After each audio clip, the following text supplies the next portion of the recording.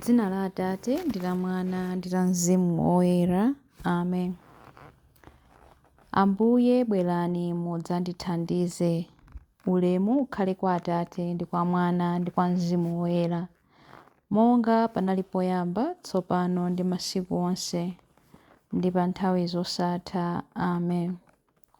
Ambuye, m'masiku 40 onsewa, chifukwa cha ife munakhala mukusala ndi kupemphera. Tiphunzitseni limodzi nanu kulira misonzi machimo athu, ndipo pafupi nanu tikhale, monga inu ndi Satana mudalimbana ndipo mudapambana. Mwa inu tipatseni mphamvu zomenyera nkhondo, mwa inu tigonjetse machimo. Monga munamva njala ndi ludzu, choncho tiphunzitseni Ambuye achifundo, tife mwa ife tokha, kuti potero tikhale moyo ndi mawu anu oyerayera. Khalani nafe kuti kudzera m'moyo uno wa mazunzo komanso zowawa, Pasaka ya chisangalalo chosatha, pamapeto pake tithe kupeza ulemu ukhale kwa Atate ndi kwa Mwana ndi kwa Mzimu Woyera, monga panali poyamba, tsopano ndi masiku onse, ndi pa nthawi zosatha. Amen. Chilimbi 1. Tikuyembekeza ndi chikhulupiriro zaulere zakubwera kwa Mpulumutsi wathu. Mtima wanga umakhala chete kuyembekezera Mulungu yekha, popeza chipulumutso changa chimafumira kwa Iye. Iye yekhayo ndiye thanthwe langa, chipulumutso changa ndi linga langa. Sindidzagwedezeka konse. Kodi nonsenu mudzawukira munthu mpaka liti, kuti mungwetse pansi ngati khoma lopendekeka, ngati mpanda wogwedezeka? Cholinga chawo nchongofuna kumtsitsa pa malo ake aulemu. Amakonda kulankhula zonama, amadalitsa ndi pakamwa pawo, koma mu mtima mwawo amatemberera. Mtima wanga umakhala chete kuyembekezera Mulungu yekha, popeza chikhulupiriro changa nchofumira kwa Iye. Iye yekhayo ndiye thanthwe langa ndi chipulumutso changa, ndiye linga langa, ndipo sindidzagwedezeka. Chipulumutso changa ndi ulemerero wanga zonse zili kwa Mulungu. Mulungu ndiye thanthwe langa lamphamvu, ndiye kothawira kwanga. Anthu inu, ikani mtima wanu pa Iye nthawi zonse. Muwuzeni zonse za kukhosi kwanu. Mulungu ndiye kothawira kwathu. Anthu otsika ndi mpweya chabe, ngakhale anthu okwera ndi mthunzi chabe, onsewo ndi oluluka pa msikelo, ndi opepuka kupambana mpweya. Musakhulupirire kuti zachiwawa zingakuthandizeni. Musaganize kuti kuba kungakupindulitseni. Chuma chikachuluka musayikepo mtima. Mulungu wadalankhula kamodzi. Ine ndaphunzirapo zinthu ziwiri. China nchakuti mphamvu ndi zanu inu Mulungu, chikondi chanu nchosasinthika inu Ambuye. China nchakuti inu mumabwezera munthu molingana ndi ntchito zake. Ulemu ukhale kwa Atate ndi kwa Mwana ndi kwa Mzimu Woyera, monga panali poyamba, tsopano ndi masiku onse, ndi pa nthawi zosatha. Amen. Tikuyembekeza ndi chikhulupiriro zaulere zakubwera kwa Mpulumutsi wathu. Chilimbi 2. Mulungu atidalitse ndipo kuwala kwa nkhope yake kutiwalire ife tonse. Inu Mulungu mutikomere mtima ndi kutidalitsa. Mutiwunikire ndi chikondi chanu, njira yanu idziwike pa dziko lonse lapansi. Chipulumutso chanu chidziwike pakati pa mitundu yonse. Mitundu ya anthu ikutamandeni inu Mulungu, mitundu yonse ya anthu ikuyamikeni. Mitundu ya anthu isangalale ndi kuyimba ndi chimwemwe, chifukwa inu mumaweruza anthu mwachilungamo ndi kuwatsogolera pa dziko lapansi. Mitundu yonse ya anthu ikutamandeni inu Mulungu, mitundu yonse ya anthu ikuyamikeni. Nthaka yabereka zipatso zake. Mulungu, Mulungu wathu watidalitsa. Inde Mulungu watidalitsa. Anthu onse akumathero a dziko lapansi apembedze Iye.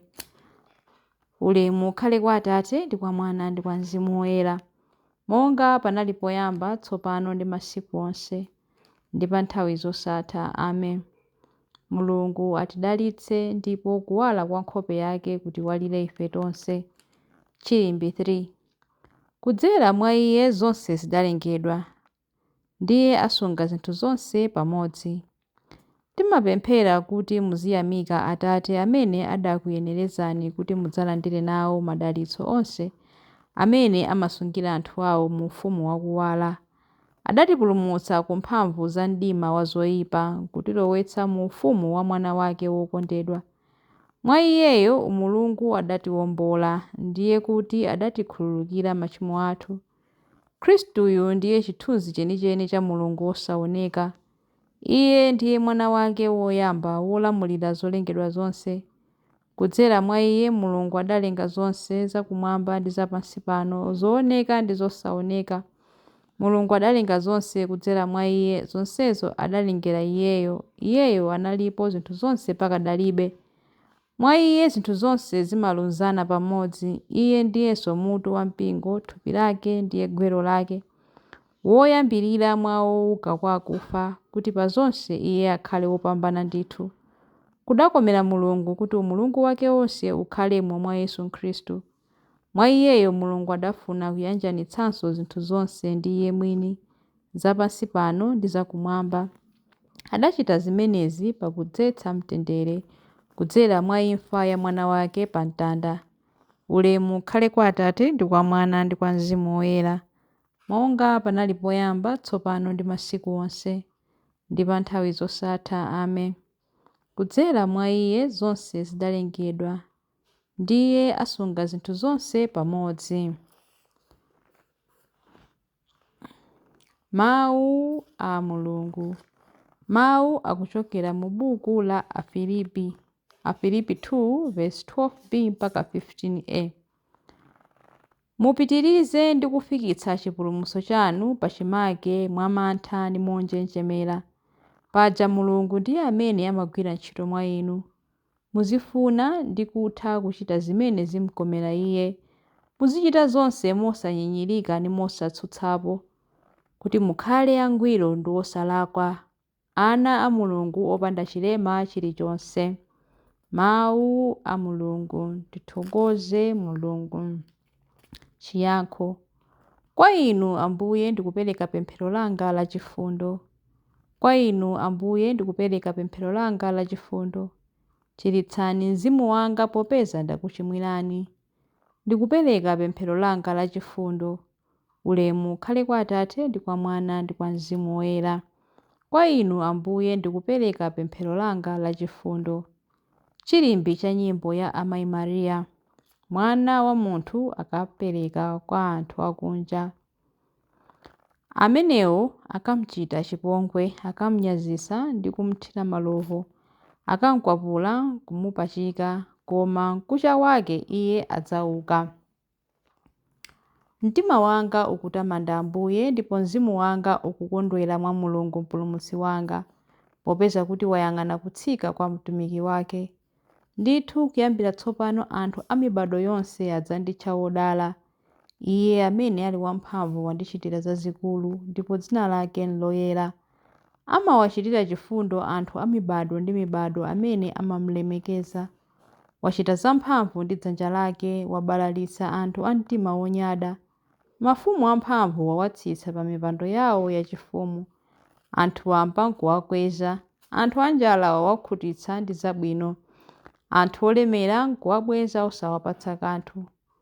Wadzathandiza anthu ake a Israeli pokumbukira chifundo chake. Izi ndi zomwe adalonjeza kuti adzawachitira makolo athu akale aja, Abrahamu ndi zidzukulu zake mpaka muyaya. Ulemu ukhale kwa Atate ndi kwa Mwana ndi kwa Mzimu Woyera, monga panali poyamba, tsopano ndi masiku onse, ndi pa nthawi zosatha. Amen. Mwana wa munthu akampereka kwa anthu akunja. Amenewo akamchita chipongwe, akamnyazisa ndi kumthira malovu, akamkwapula nkumupachika, koma mkucha wake Iye adzauka. Mapemphero. Ulemu wonse ndi matamando ziperekedwe kwa Mulungu popeza m'magazi a Khristu Iye wavomereza pangano latsopano la pa nthawi zosatha ndi anthu ake. ndipo amalibwereza mu sakramenti la paguwa. Tiyeni tikweze mawu athu mpemphero. Dalitsani anthu anu Ambuye. Ambuye, tsogolerani maganizidwe ndi mitima ya anthu onse amene amagwira ntchito zotumikira anzawo, kuti nthawi zonse azifunafuna ubwino wokomera aliyense. Dalitsani anthu anu Ambuye. Bwezeretsaninso mzimu wakudzipereka mwa onse amene adasiya china chilichonse ndi kutsatira Khristu, kuti anthu amenewa athe kuperekera umboni wolondola wakuyera kwa mpingo. Dalitsani anthu anu Ambuye.